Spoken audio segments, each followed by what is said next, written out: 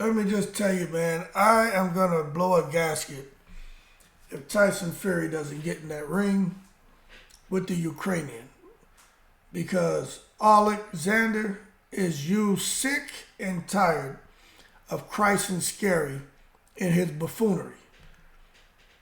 We know Tyson Fury doesn't seem to be very comfortable with fighting Usyk for whatever reason.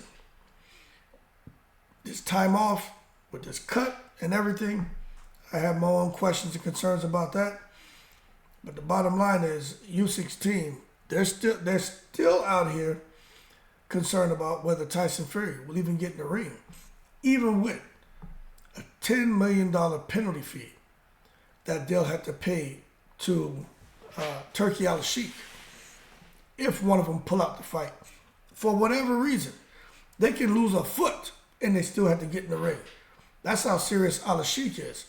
But at the same time, that's just how serious Usyk's team are with their concerns about Tyson Fury not getting in the ring.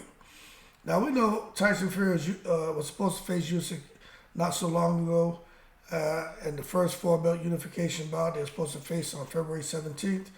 Tyson Fury, Christ and Scary, Luck E. Fury. It's me, Tyson. I do me training. I beat them fair and square. I beat them fair and square. That guy just so happened to get some kind of cut, right? That has seemed to heal. And if you're watching that last interview they had where they were talking to Tyson Fury for the AJ and Ngannou fight when he was there in Saudi Arabia, looking scared and shit, looking like he farted, didn't want nobody to know it was him. That guy, the anxious, apprehensive, uneasy looking Christ and Scary, everybody was talking about that cut and saying, wow, there's no sign of injury. It's already healed up. It's gone away. You can't even see the cut. You know why? Because many people believe there was no cut there in the first place. That is all BS.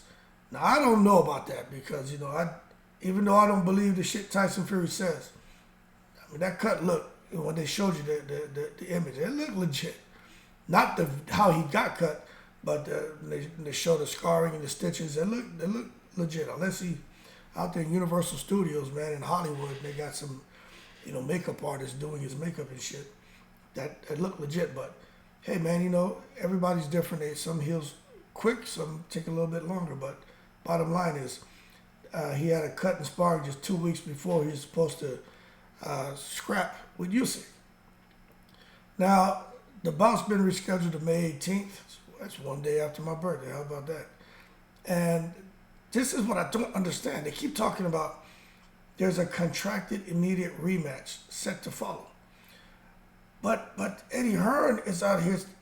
See, this is the shit right here that has me coming up with my conspiracy theories. Eddie Hearn keeps saying that there's a possibility AJ to face the winner of Usyk and Fury next.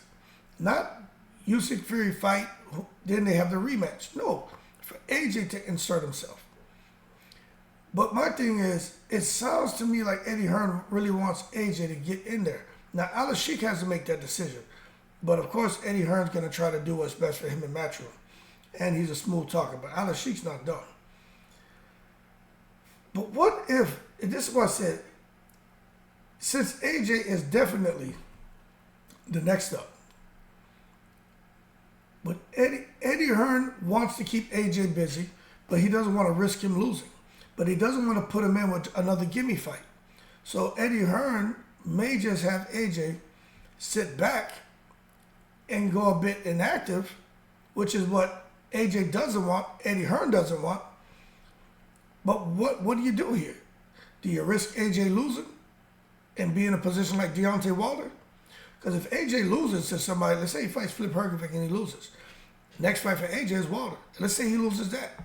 Then AJ has just tumbled back down the mountain.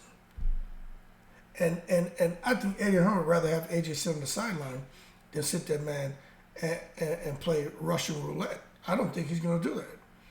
But anyway, when it comes to Usyk and his team, they're like, shit, we can't even talk about AJ. We can't even talk about a rematch we can't talk about anything. Nobody should be talking about anything because we're skeptical that the first fight will even happen.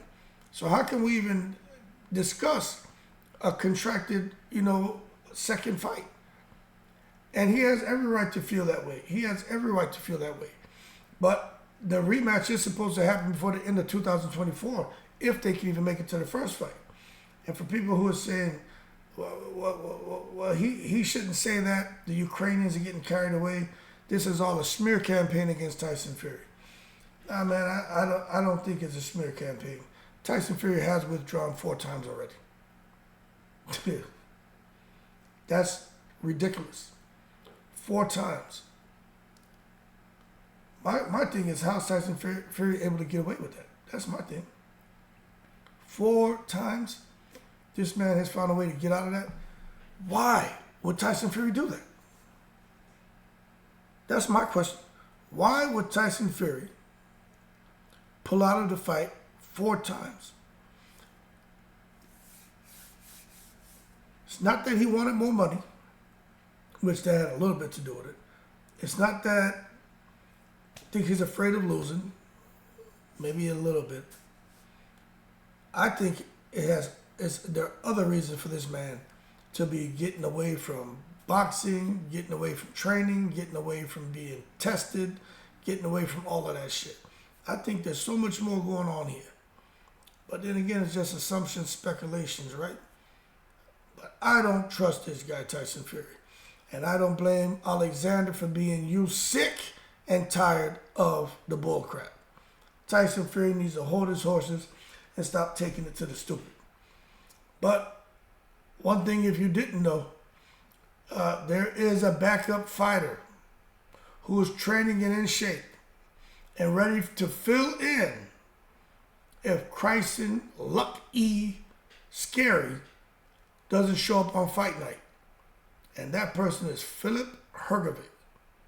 So, bottom line is, Filip Hrgovic is going to be in shape and he's going to be ready.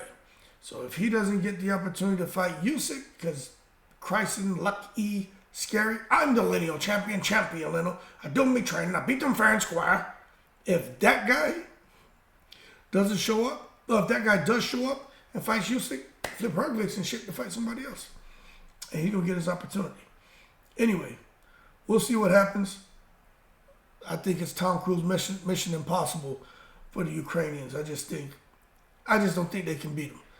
I think Usyk has all the skills. I just think he's up against a force that he just can't overcome. That's just what I think. I think there's Tyson Fury. Tyson Fury has all the advantages in and out the ring. Period. From the referee, from his height, reach, from the goddamn secret society. Usyk has a skill. I think Usyk will make it interesting, but you can't make me believe that the secret society is going to let Usyk get a win over Tyson Fury and mess up a $200, $300, $400 million fight between Fury and AJ. You can't make me believe they're going to let this Ukrainian come in there and do that, especially with Usyk and having the balls on his chest and that weird mustache that makes me nervous. You can't make me believe that. Anyway, y'all keep cool. I'm in the breeze.